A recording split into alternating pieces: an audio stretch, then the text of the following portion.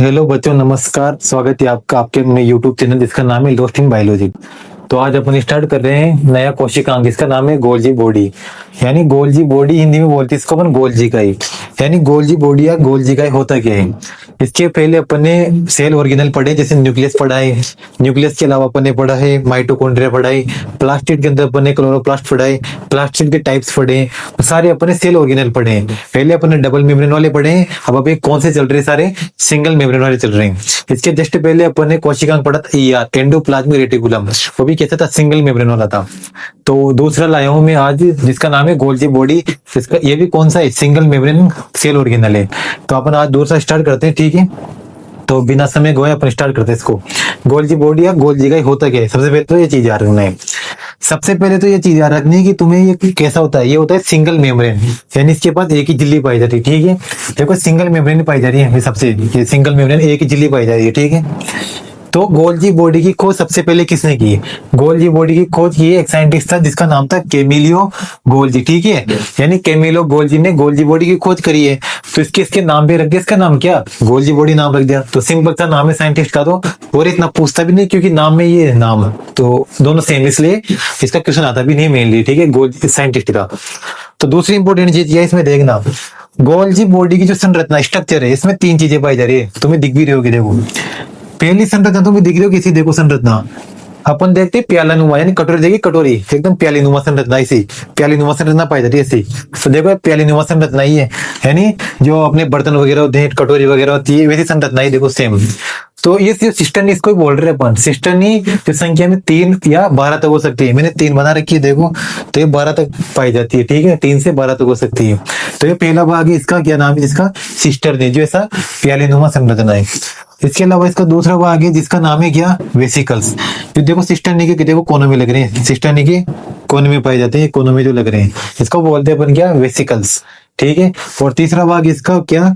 Vacuole. Vacuole तुम्हें दिख रही होगी, देखिए संरचना ये कौन सी संरचना है? सारी स्ट्रक्चर वैक्यूल की संरचना है। इसको अपन हिंदी में बोलते हैं रिक्तिका। हिंदी में इसको क्या बोला जाता है? रिक्तिका बोला जाता है, ठीक है? वैक्यूल को। रिक्तिका का मेनली कार्य अपन आगे भी पढ़ेंगे। ये एक सेल ऑर्गेनल का टाइप है रिक्तिका, यानी वैक्यूल।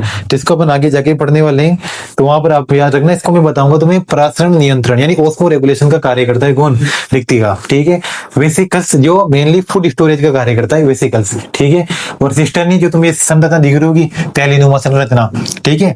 तो ये सारे क्या है? सिस्टर्नी है जो 3 से 12 तक हो सकती है एक कोशिका के अंदर या एक सेल के अंदर, ठीक है? दूसरी बात यह है कि इसकी खोज जो कैमिलो गोल्जी ने करी थी, किसकी? गोल्जी बॉडी की। ये किस कोशिका में पाई गई थी? मैंने सबसे पहले उस कैमिलो गोल्जी देख रहा था, खोज कर रहा था, तो सबसे पहले उसको ये कौन सी कोशिका में मिली है? किसकी सेल में मिली? तो इसको मिली है जो ओवल होता है, ओवल। ओवल को अपन हिंदी में बोलते हैं उल्लू। तो उल्लू की तंत्रिका कोशिका, यानी उल्लू की नर्व सेल होती है ना, तंत्रिका कोशिका, उसके अंदर कैमिलो गोल्जी को गोल्जी बॉडी की खोज करी थी उसने। किसके अंदर करी?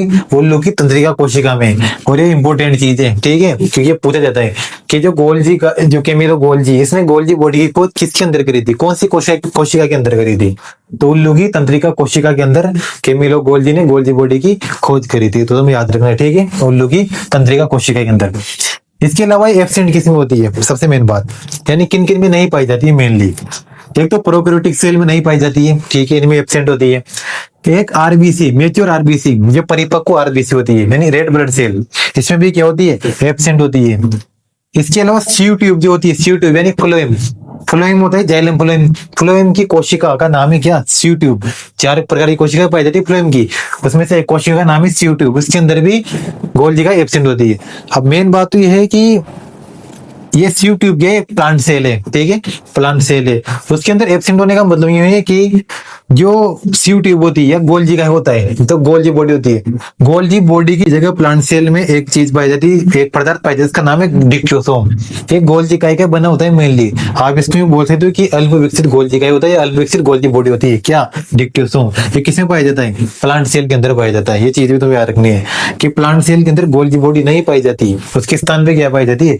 डिक्टोसोम पाया जाता है। तो तुम्हें ये भी चीज आ रही है कि ये भी पूछ लेते हैं कंपटीशन में, तो डिक्टोसोम पाया जाता है प्लांट सेल के अंदर, पर गोल्जी बॉडी नहीं पाई जाती है। तो एक क्वेश्चन भी तुम्हें याद रखना है। इसके अलावा गोल्जी बॉडी के कार्य क्या होते हैं? कार्य इंपॉर्टेंट है, इसके कार्य क्या होते हैं? सबसे पहला तो कार्य है क्या? सिक्रेटरी मटेरियल, एक्सक्रीटरी मटेरियल का मतलब होता है उत्सर्जी पदार्थ। उत्सर्जी पदार्थ जिसको बोले जो अपनी बॉडी के अंदर जो वेस्टेज चीजें हैं, वेस्टेज चीजों को बाहर निकालने का कार्य किसका होता है? एक गोल्जी बॉडी का भी होता है। जैसे अपन डाइजेस्टिव सिस्टम पढ़ते हैं वैसे ही, तो इसमें एक्सक्रीटरी मटेरियल यानी जो वेस्टेज मटेरियल बचे जो पाचन के बाद, तो कोशिका से बाहर निकालने, बॉडी से बाहर निकालना नहीं, कोशिका से एक कोशिका से बाहर निकालने का काम कौन करता है? गोल्जी बॉडी भी करती है। कार्य भी इसका है एक। दूसरा कार्य इसका ये है कि कार्बोहाइड्रेट और जो प्रोटीन होता है इन दोनों को साथ में मिलाना, साथ में जोड़ने का काम है। जोड़ते क्या बन जाता है? ग्लाइकोप्रोटीन। ग्लाइको वर्ड बना है कार्बोहाइड्रेट से, क्योंकि कार्बोहाइड्रेट के एग्जाम्पल होते हैं ग्लूकोज वगैरह, तो ग्लूकोज से क्या बना है? ग्लाइको। और प्रोटीन से प्रोटीन, तो जोड़ के क्या बन गया? कार्बोहाइड्रेट और प्रोटीन, ग्लाइकोप्रोटीन बन गया। तो ये कार्य भी कौन करता है? गोल्जी बॉडी करता है। पर जो तीसरा कार्य है वो सबसे ज्यादा इंपॉर्टेंट है। इंपॉर्टेंट क्यों है? क्योंकि फॉर्मेशन ऑफ एक्रोसोम।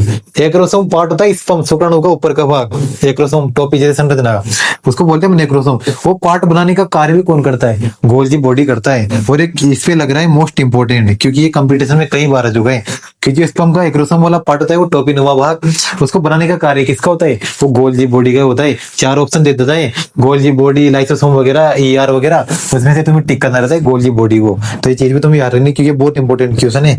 एक्रोसोम वाला भाग कौन बनाता है? तो ये गोल्जी बॉडी बनाता है। तो ये तुम्हें याद रखना है, ठीक है। एक्रोसोम वाला भाग, तो इसके फंक्शन हो चुके हैं। इसके 3 भाग होते हैं, सिस्टनी, वेसिकल्स और वैक्यूल। वेसिकल्स का मैंने तुम्हें कार्य बता दिया, स्टोरेज, किसको स्टोरेज करने का? खाने को स्टोरेज करने का, फूड को स्टोरेज करने का। रिक्तिका पर आगे पढ़ेंगे, इसका फंक्शन होता है ऑस्मो रेगुलेशन करने का। सिस्टनी तुम्हें दिख जाओ कि इसकी संरचना मेनली किसकी बनी होती है? सिस्टनी की बनी होती है, जो संख्या में कितनी होती है? मेनली 3 से 12 तक होती है। अच्छा, इसकी सिस्टनी की 2 फेज पाई जाती है। इसका एक तो कॉनकेव सरफेस होती है, कॉन्वेक्स सरफेस होती है। तो ये बहुत डीप होता है, बीएससी लेवल पर आता है। कॉनकेव और कॉन्वेक्स इसकी सरफेस होती है, ठीक है।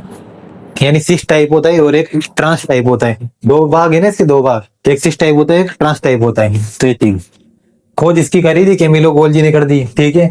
और कहाँ पर की थी इसकी खोज? उल्लू की तंत्रिका कोशिका में, यानी नर्व सेल ऑफ ओल। तो ये तुम्हें याद रखना है, ठीक है।